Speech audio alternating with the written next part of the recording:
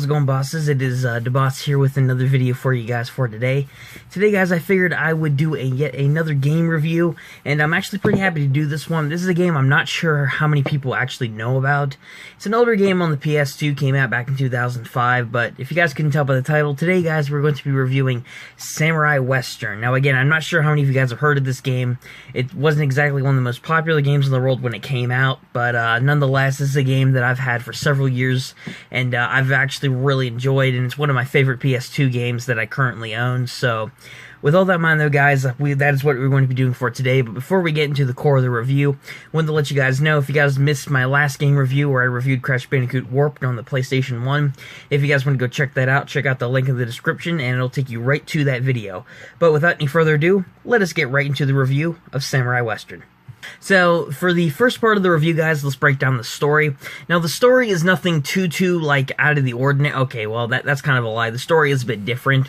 The story, just to surmise, without getting into too much detail, because it would take a little bit longer for me to go into every single aspect.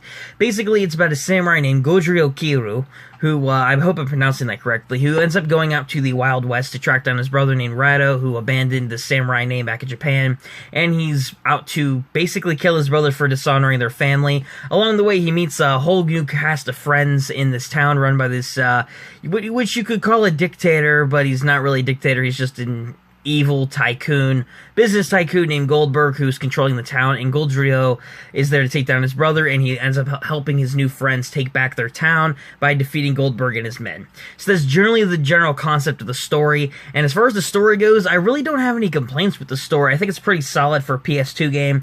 Not my favorite story out of any of the PS2 games that I played. It's among, like, it's a pretty good story. It fits the aesthetic of the game for the Old West, and it just chucks in the weirdness factor, I think, a little bit, and it just adds in a little bit of a cool factor in a way too, with this samurai from the Far East coming into, obviously the Old West of the United States. So that's a pretty good aesthetic that I'm glad that they added in, mixing the samurai with the Old West. So I think the story, pretty original for the game. Let's cover the gameplay and the graphics for the game. As far as the graphics go, graphics are not my favorite as far as PS2 games go. They're okay, they're solid for a PlayStation game. Unfortunately, as much as I do like the game, it just doesn't, there's good and bad flaws with every game. With this game in particular, the animations are pretty good. The buildings, the sandstorm effects, the wind effects, the combat and whatnot, all that looks fine. The graphics are fine in those areas. But like with the character models and stuff, they just look plain. They don't really have too much interaction. And I know this is an older PS2 game, but still, there's been other games that have had way more better animation with the characters and stuff. So the graphics are meh in this case. As far as like stuff like the music goes in this game, just talking toward that for the gameplay, oh my gosh, the soundtracks in this game are so incredible, man.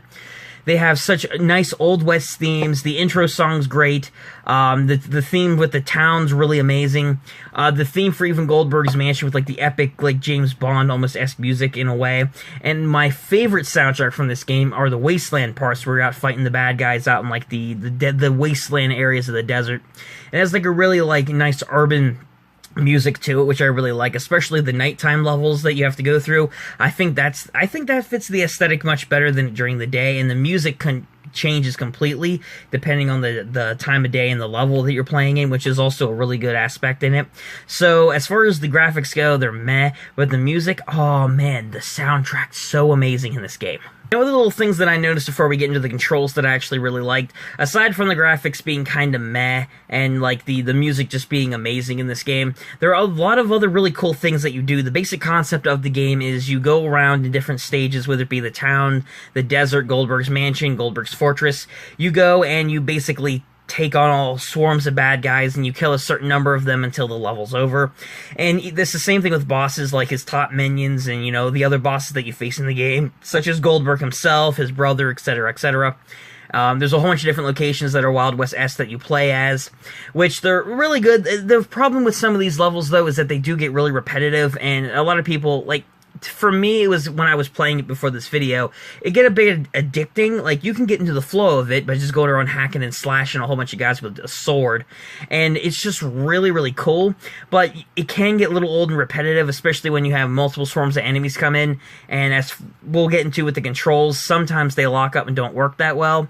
And with certain enemy attacks, like we'll cover here in a second, it can make the whole thing more irritating than what it needs to be. But as far as, you know, the actual combat system itself, it's not too bad. Now, as far as the controls for this game go, I have to say, first off, the controls as far as for like Goldro are amazing. The running animation, where he's always constantly running with holding his sword, is really cool. It's really fluid. The sword swinging, the dodging and stuff from the gunfire is just really amazing with those little details added in. Those are really good. The jump is where I have a problem, though, as far as the main controls for Goldro himself. Like, the other stuff's amazing. It's really fluid, especially for 2005 on the PS2. But the jumping is really bad. It's stiff. It does not jump that well. It's a bit clunky in certain areas, especially when you have to jump over different ledges and whatnot. And it makes it really annoying with certain enemy types, because a lot of the enemies that you face in the game have firearms. Like, some have shotguns, some have single-shot pistols, some have machine guns, but it's really awesome to dodge those machine gun fire. It's really smooth and really slick. The most annoying part is there's these little, these other characters that they throw bombs and stuff.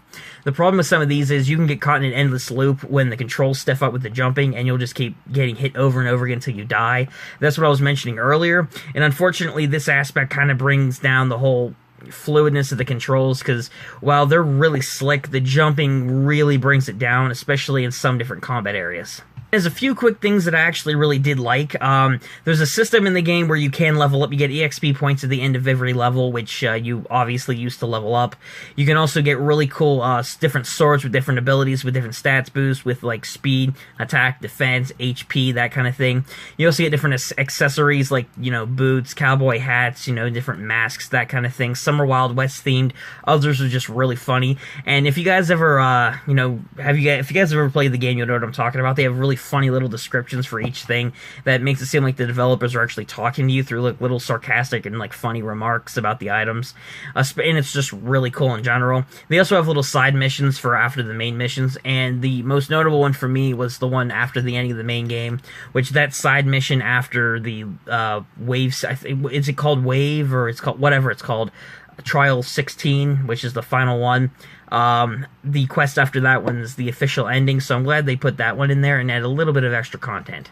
But guys, with everything that I've said in this video, with the story, with the gameplay, with the little side stuff that I mentioned, with the controls and the graphics and everything that I've mentioned in this video combined, this game, for my final verdict, is it's a really good game. It's solid in a lot of different areas. There's some things that do kind of bring it down, though, with certain aspects of the controls, certain aspects with the graphics. There are some things in there, too, that kind of bring it down. The story isn't the most solid story, like I mentioned, that I've ever seen before.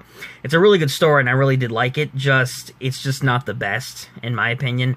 But with all that in mind, guys, I'm going to give this game an overall rating of a 6 out of 10.